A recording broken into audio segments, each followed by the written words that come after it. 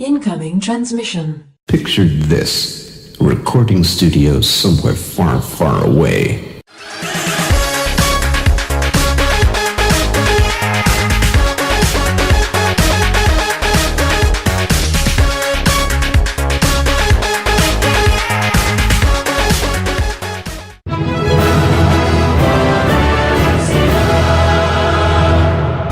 Welcome, Watchers of Illusion, to my Castle of Confusion on the 21st of September. We're looking at Rodland on the ZX Spectrum.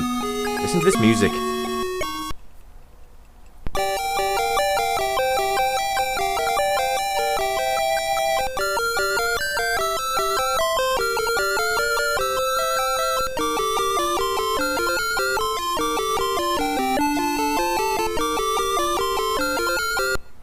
There you go, nice little ditty there for 128k, obviously, which is great.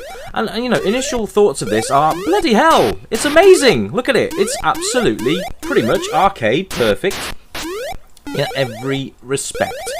I mean, it's just amazing. I am blown away. For a ZX Spectrum game, this is absolutely incredible. It's even got that when you collect all the plants in the arcade. If you've ever not played the arcade, you will know. But if you haven't, then basically what happens is you collect all of the fruits or the plants or whatever's in the level, and all the remaining bad guys will turn into a different character, which you can then splat to get a chance at a extra letter, which in the ilk of Bubble Bobble will give you an extra life once you've collected all of the letters, making up the word extra. So there you go, you can see there, the screen darkens slightly as well to give you that point that something has changed. I think that's really cool. So far, they've actually made an effort to get all of the arcade bad guys into the game. That is really cool. I'm very impressed indeed. That is really good. The sprites are really nice as well. The only thing I'm not sure, I think it's 2 players at the same time. Here's that lovely little ditty again.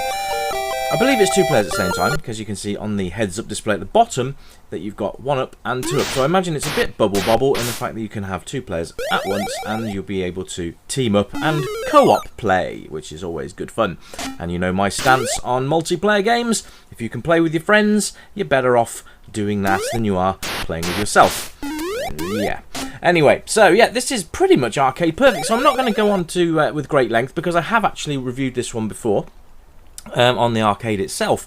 This is the boss battle, which again is just amazing.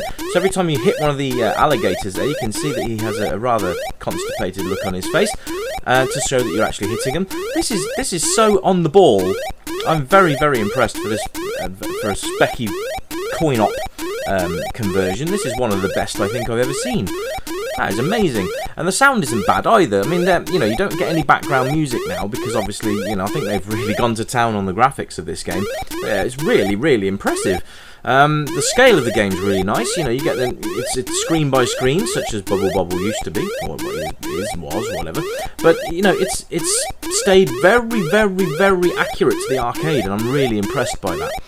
The sounds are quite nice as well. You can tell that they're 128k sounds instead of 48, and I mean the animations are absolutely spot on as well. Really, really nice animations.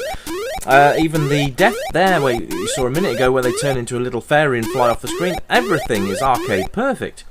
Absolutely brilliant. Boss battle's the same, I think, from the arcade, if I can remember rightly. It's a very, very simple system as well. You've got up, down, left and right. Fire button will fire your wand, or your rod, as you can see there. Or if you push up and fire, you will then cast a ladder, up or down, depending on which way you want to go. But you can summon these ladders to help you get up to platforms quicker.